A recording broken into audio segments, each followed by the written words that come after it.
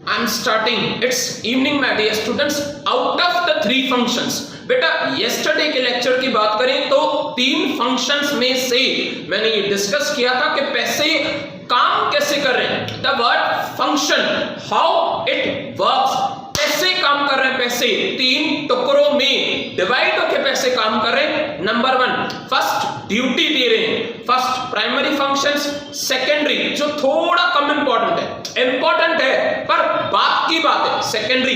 Third contingent, जरूरत पड़ने पे पैसे खास रोल अडॉप्ट कर रहे हैं. Contingent function first primary. बेटा डायरेक्टली कॉन्टीजेंट फंक्शन में आज के लेक्चर में कवर करूं क्योंकि प्राइमरी और सेकेंडरी कर चुके हैं. फॉर अ फ्यू मिनट्स, कुछ मिनट्स के लिए मैं पहले रिवीजन कराऊं. देखो फर्स्ट प्राइमरी फंक्शंस की अगर बात करूं तो लिखा हुआ है पहले medium of exchange.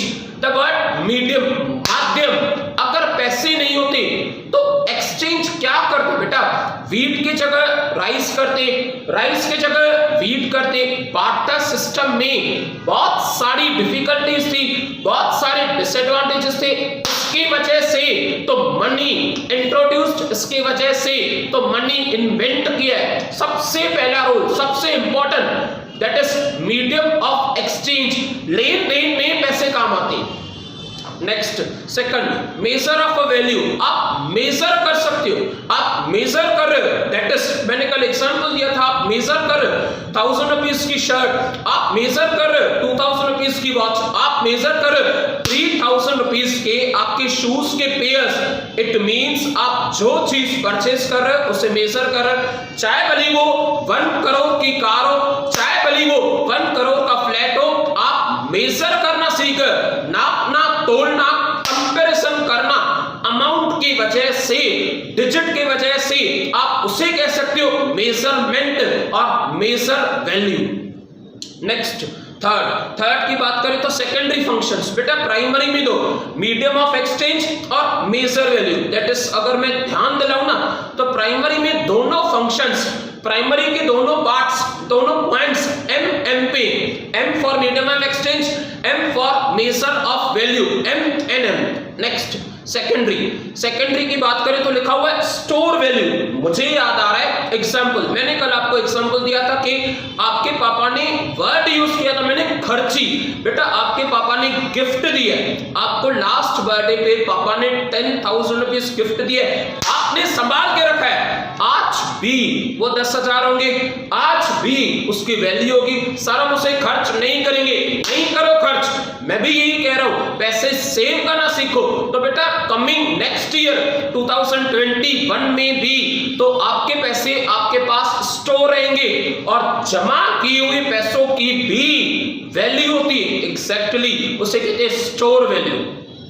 Next transfer of value पे बेटा मुझे याद आ रहा है, मैंने आपको एग्जांपल दिया था कि शायद से, देखो सही कह रहा हूं मैं, आपका फ्रेंड शॉपिंग करने गया, आपका फ्रेंड लोनावाला गया और उससे वहां पे पैसे कम पड़ गए, उसने आपको कॉल किया, आपने पैसे ट्रांसफर कराए. इट मींस कैश को खर्च करोगे तो परचेसिंग पावर में ट्रांसफर होंगे, कैश को खर्च करोगे तो असेट परचेस कर पाओगे, कैश को खर्च करोगे तो हो सकता है इन्वेस्टमेंट्स हो जाए, हो सकता है प्रॉपर्टी खरीद सको. यानी आपके पास पैसे नहीं है तो प्रॉपर्टी होगी, आपके पास पैसे नहीं है तो आप बॉन्ड्स कंप्लीट करोगे. Transfer value.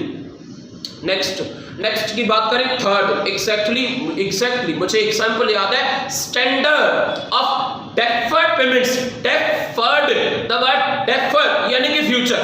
भाई 50 लाख रुपए की कार अभी का भी आप खरीद सकते हो, पर 50 लाख रुपए अभी का भी ताबड़तोड़ आप पैसे पे करो ये जरूरी नहीं है, बिल्कुल भी नहीं. आप फ्यूचर में धीरे धीरे करके पे करो. वर्सेस मैंने एक और एग्जांपल दिया था जो इन्होंने लिखा था कि बेटा कस्टमर गुड्स परचेस करने आ रहा है पर उसके पास पैसे नहीं है, टोटली 100% वो गुड्स उधारी में परचेस कर रहा है, क्रेडिट में परचेस कर रहा है और प्रॉमिस कर रहा है कि मैं पैसे 15 डेज के बाद पे करूंगा, मैं पैसे 1 मंथ के बाद पे करूंगा. इट मींस कि पैसे हैं तो आप पे करोगे.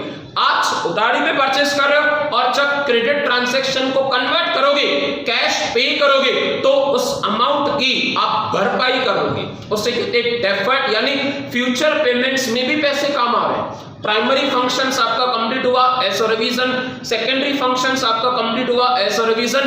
As on today contingent, the word contingent, जब जरूरत पड़ी to do, I mean happen और नॉन हैपनिंग, या तो जरूरत पड़ी तो कन्वर्ट हो सकती, नहीं पड़ी तो नहीं हो सकती। देखो कॉन्टिजेंट यानी इंसिडेंटल, जरूरत पड़ने पे पैसे ये रोल भी अदा करते हैं। फर्स्ट मैं पहले इंट्रोडक्शन थोड़ा सा कर लूं।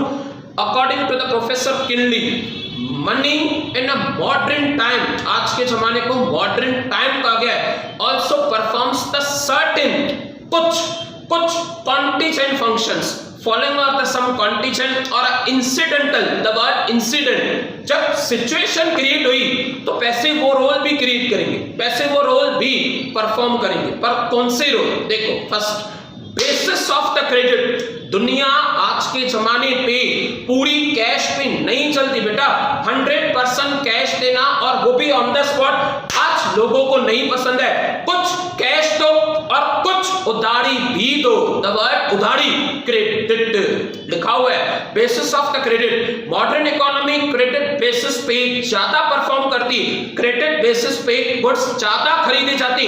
अगर आप कस्टमर को सर्विस नहीं दे रहे कि हम आपको क्रेडिट फैसिलिटी प्रोवाइड नहीं करेंगे, हो सकता है आपका कस्टमर आपसे नाराज हो जाए और आपको छोड़ के, आपकी गुड्स को छोड़ के वो किसी और के पास चले जाए और वहां से वो क्रेडिट फैसिलिटी की वजह से उनका डेली कस्टमर बन जाए। मॉडर्न इकोनॉमी उधार के बगैर नहीं जी सकती। Modern economy is based on the credit. Commercial banks create the credit on the basis of their cash holding without the use of money. Credit instruments cannot be operated. Okay, one cannot issue the check without having a bank balance. Money provides the liquid base as a banking system. It means कि उधार पे चलने के लिए cash होनी जरूरी है। उधार पे चलने के लिए आज आपके पास बैंक बैलेंस होगा तो वो काफी जरूरी है। चाहे भले आप 1 ईयर में पे करोगे, पर धीरे धीरे करके आप इंस्टॉलमेंट्स पे करोगे, धीरे धीरे करके आप ईएमआई पे करोगे, basis of the credit. Next बेटा, नेक्स्ट रीड करने से पहले एक और बात इसमें लिखी हुई है, that commercial bank create the credit on the base of the cash holdings. मैं इसकी मीनिंग समझा दूं, नेक्स्ट पॉइंट तो हम जरूर करेंगे, टाइम की कोई कमी नहीं, इसकी थोड़ी सी मीनिंग डीप में समझा दूं। देखो बेटा समझो, एग्जांपल दे रहा हूं, कुमार एक ऑर्डिनरी पर्सन है, कुमार बैंक में जा रहा है। सर बैंक कौन सी? बेटा बैंक HDFC। सुनो ध्यान से, कुमार बैंक में जा रहा है HDFC बैंक में। HDFC बैंक में 1 लाख रुपया, 1 लाख रुपीस अपने नाम पे डिपॉजिट करा रहा है। बैंक वाले 1 लाख रुपया ले रहे हैं, कुमार घर चला जा रहा है। कुमार की बात दिलीप करके ऐसा पर्सन है जो काफी नीडी, उसे जरूरत है पैसों की। बैंक 1 लाख रुपए में से कुछ पैसे अपने रूटीन फंक्शन के लिए 10,000 रुपए रख रही है और 90,000 लोन में चला रही है। बेटा 1 लाख रुपए में से कितने रखे बैंक ने? 10,000 रुपया रूटीन फंक्शन के लिए, या कह सकते हो कैश रिजर्व रेशो के लिए। 10,000 कुमार से, 10,000 अशोक से, 10,000 सुधीर से, 10,000 सुमित से। ये सब कौन है? बेटा ये सारे लोग हैं जो बैंक में पैसे डिपॉजिट कराने आ रहे हैं और बैंक उनकी डिपॉजिट में से कुछ पैसे रख रही है, बाकी लोन में चला रही है, कुछ पैसे रख रही है, बाकी लोन में चला रही है। 10,000 रुपया कुमार में से, 5,000 रुपया अशोक में से, 5,000 रुपया सुधीर में से, 5,000 रुपया सुमित में से, यानी बैंक ने पूरे दिन में 50,000 रुपए सिर्फ और सिर्फ डिपॉजिट जमा कर दिए। आप ऑब्जर्व करो कि बैंक पैसों में से पैसे बना रही है, उससे कहते हैं credit creation, CC, credit creation. इन्होंने वही स्टार्टिंग में लिखा है। नो डाउट कि आपको इजीली समझाने के लिए मैंने बेसिस ऑफ क्रेडिट और ईएमआई कहा है कि आपके पास बैंक बैलेंस नहीं होगा तो आप फ्यूचर की क्रेडिट पेमेंट्स नहीं कर पाओगे, इसकी वजह से क्रेडिट कार्ड दिया जाता है। एक्सेक्ट।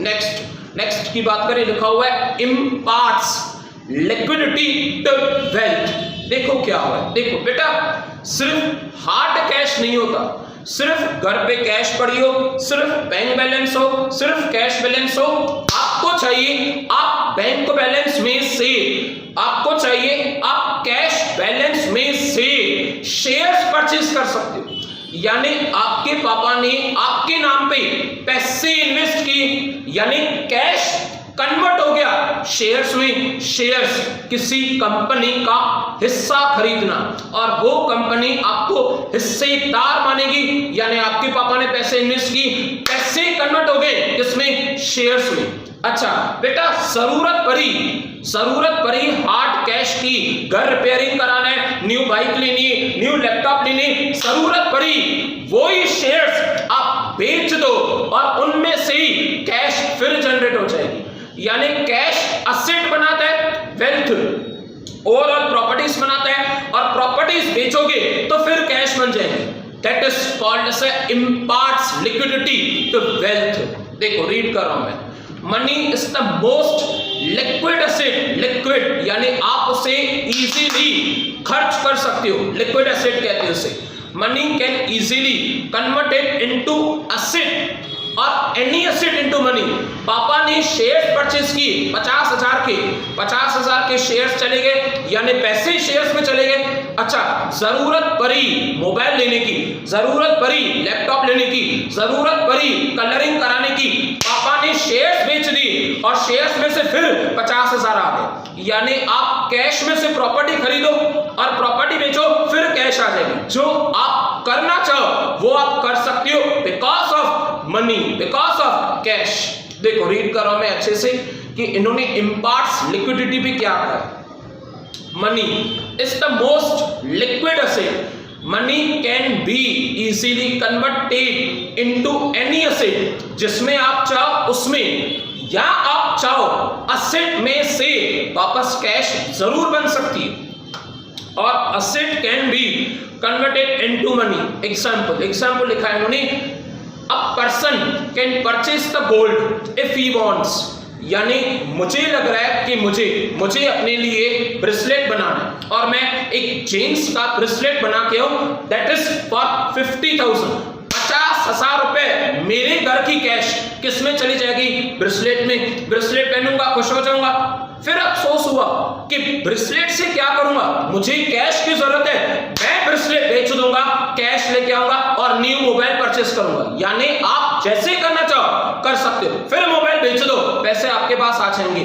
लॉस या प्रॉफिट ये वो नहीं कह रहा, ये कह रहा है कैश में से असेट, मनी में से असेट और असेट में से मनी। नेक्स्ट, गोल्ड के बाद that is converted into any asset, आगे can purchase the gold if he wants, आगे लिखा हुआ है ही कैन सेल इट। आपको चाहिए तो गोल्ड बेच दो और वो पैसे शेयर्स में लगाओ, वो पैसे बॉन्ड्स में लगाओ, वो पैसे अदर इन्वेस्टमेंट्स में इन्वेस्ट कर दो। नेक्स्ट, मेजरमेंट, सिक्योरिटीज वर्ड है, सिक्योरिटीज यानी कि इन्वेस्टमेंट्स। आगे measurement of the national income, देखो कैसे, देखो बेटा इतना बताओ, सिर्फ इतना कि लेफ्ट हैंड, जहां पे मैंने वॉच पहनी है, लेफ्ट हैंड ये हैंड हमारी इंडिया कंट्री है, राइट हैंड और ये hand United states of America, USA. मुझे सिर्फ इतना बताओ कि लेफ्ट हैंड ज्यादा रिच है, हमारा देश ज्यादा अमीर है इंडिया, या United states of America USA ज्यादा रिच है हमसे? सर हम ये हाथ प्रेफर करेंगे, right hand, perfect, exactly. America country हमसे बहुत ज्यादा रिच है, तो बहुत ज्यादा रिच है ये काउंट कैसे किया आपने? क्योंकि उनके पास पैसे ज्यादा है, यस, क्योंकि अमेरिका कंट्री की, अमेरिका की गवर्नमेंट की इनकम ज्यादा, यस, उनकी टैक्सेस ज्यादा, यस, टैक्सेस की कलेक्शन ज्यादा, यस, उससे कहते हैं नेशनल इनकम। नेशनल इनकम की अगर बात करूं तो देश की इनकम को नेशनल इनकम कहा जाता है। देखो रीड कर रहा हूं मैं, आपके लेवल के हिसाब से मैं ये कह रहा हूं कि देश की इनकम को, हमारा देश कितना कमा रहा है उससे नेशनल इनकम कहा जा रहा है। इंडिया 1000 रुपीज कमा रहा है, अमेरिका 12,000 कमा रहा है, यानी अमेरिका आज भी इंडिया से 12 गुना ज्यादा रिच है। तो बेटा अगर 1000-12,000 होते ही नहीं तो आप कंपैरिजन करते कैसे? Yes, measurement of a national income, देश की इनकम को नेशनल इनकम कहा जाता है। National income is expressed in the terms of money, distribution of a national income among the factors of production in the terms of the monetary rewards। पैसे कहां से आ रहे हैं? रेंट से आ रहे हैं, वेजेस वर्कर्स कमा रहे हैं। अच्छा आगे लिखा हुआ है इंटरेस्ट, ब्याज मिल रहा है, प्रॉफिट्स, बिजनेस कोई प्रॉफिट कमा रहा है। अल्टीमेटली पैसे कितने तरीकों से आ रहे हैं, सारी बातों को मिला के national income of a country count किया जाता है। नेक्स्ट की बात करें तो लिखा हुआ है फोर्थ पॉइंट आपकी लास्ट है, यानी कि कॉन्टीजेंट फंक्शंस में आपके टोटली 4 पॉइंट्स। देखो fourth, estimate the macro economic variables. The word macro, MACRO, macro यानी अगर आप पूरे देश की बात कर रहे हो यानी मैक्रो, अगर आप सारी कंपनियों की बात कर रहे हो यानी मैक्रो, अगर आप सब इंडिया के वर्कर्स की बात कर रहे हो यानी मैक्रो, अगर मैं किसी एक पर्टिकुलर पर्सन की बात कर रहा हूं माइक्रो। जिन्होंने इकोनॉमिक्स का फर्स्ट लेक्चर अटेंड किया है, the word first, the digit first lecture यानी स्टार्टिंग, जब मैंने एक को स्टार्ट की थी तो ये मैंने बहुत अच्छी बात बहुत टाइम्स रिपीट करके समझाया था, मैक्रो, MACRO यानी पूरे देश की बातें। देखो बेटा देश की इनकम बढ़ रही है, कैसे पता चला? इनकम काउंट होगी मनी से। यस एग्जैक्टली, देश की इनकम कम है, लॉकडाउन का चल रहा है 2020 ईयर में हमारे देश की इनकम कम हो गई। कैसे पता चला? क्योंकि हमने पैसों से, मनी से उसे कंपैरिजन किया लास्ट ईयर की इनकम से, उसे कहते हैं macro economic variables. The word variables changes, the word macro economic यानी बड़ी बड़ी बातें जो देश से ताल्लुकात रखती हैं वो आप कंपैरिजन कर सकते हो मनी की हेल्प से। चाहे भली वो टोटल इनकम हो, चाहे भली टोटल एक्सपेंडिचर हो, देश का पूरा खर्चा, चाहे भली वो टोटल सेविंग्स हो, देश की पूरी सेविंग्स, आप सारी बातों को पैसों के बगैर कंपैरिजन, पैसों के बिना काउंट नहीं कर सकते। रीड कर रहा हूं मैं, क्या कह रहे हैं वो लास्ट पॉइंट है। Macro economic variables like GNP, gross national product, total goods की प्रोडक्ट 860 की, total savings, total investments etc can be easily estimated in the monetary terms। the word monetary terms पैसों में काउंट कर सकते हैं। आगे it also facilitates the government like tax collection, देश की गवर्नमेंट की GST कलेक्शन कितनी हो रही है, आगे बजट, देश पे खर्चा करने के लिए हिसाब किताब कितना बनाया जा रहा है, द वर्ड हिसाब किताब, बजट कितना बनाया जा रहा है etcetera. In the modern monetize यानी पैसों के हिसाब से monetize economy has facilitated the production, distribution, savings etcetera. International trade, import कितना हो रहा है, एक्सपोर्ट कितना हो रहा है, पैसों से ही पता चलेगा। इंपोर्ट 10 रुपए का हो रहा है, एक्सपोर्ट 2 रुपए का हो रहा है, एक्सपोर्ट 5 रुपए का हो रहा है, यानी हमारा इंपोर्ट बहुत ज्यादा है 10 रुपए तक, हमारा एक्सपोर्ट काफी कम है 5 रुपए तक। एग्जाम्पल बेटा 10 और 5 एग्जाम्पल। आगे transport, formation of capital market, पैसे कितने क्रिएट हो रहे हैं, शेयर्स के थ्रू, डिबेंचर्स के थ्रू। आगे एंड अदर फाइनेंशियल इंस्टीट्यूशंस। आपकी 4 पॉइंट्स कंप्लीट हुई, मैं रिवीजन करा दूं, हैबिट ना छूटी। कॉन्टीजेंट फंक्शंस की 4 point. First, basis of the credit, उधारी के बेसिस पे चल रहे हैं। और वो बैंक का एग्जांपल मैंने दिया था, बैंक का किसका बेटा, कुमार का, दैट इज HDFC बैंक। आगे second, imparts liquidity to the wealth, आपको चाहिए, आप असेट परचेस करो, मुझे लगा कि मुझे ब्रेसलेट बनाना है, मैंने ब्रेसलेट बना दिया एग्जांपल के तौर पे, उसके बाद ब्रेसलेट बेच भी दिया तो फिर कैश मिल गई मुझे। आगे third, measurement of the national income, India और America. Fourth, estimated of the macro economic variables, वो बातों की कंपैरिजन, वो बातों की काउंटिंग जो पूरी देश से related. Last, quote of the day. बेटा कोट ऑफ द डे के बाद हमारा लेक्चर सक्सेसफुली कंप्लीट हो जाए। देखिए, it is a inspiration message, ये एक इंस्पिरेशन मैसेज है जो स्वामी विवेकानंद की तरफ से दिया गया है और यंगस्टर्स को इंस्पायर करने के लिए। देखो, all power is within you, हर तरह की ताकत आपके अंदर है।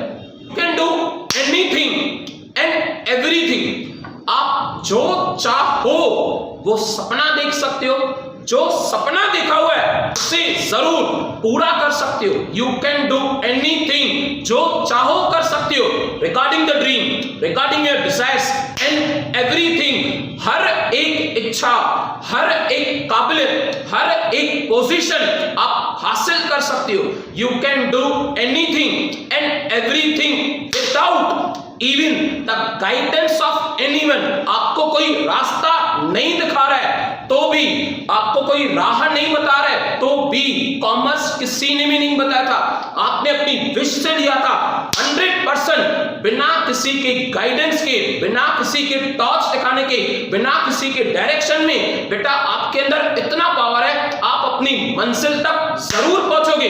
इनफैक्ट आप दूसरों को इंस्पायर करोगे, आप दूसरों को रास्ता दिखाओगे, बस वो पावर खोजना है। देखो, गूगल पे आपको सब चीजें मिल जाएंगी, आप गूगल पे सब कुछ सर्च कर सकते हो, आपको सिर्फ और सिर्फ खुद को खोजना है, वो ताकत खुद को मेहनत करके बाहर निकालनी है। You can do anything and everything even without the guidance of anyone. That's sufficient for today. We'll again continue tomorrow. Bye. Take care. Have a nice day.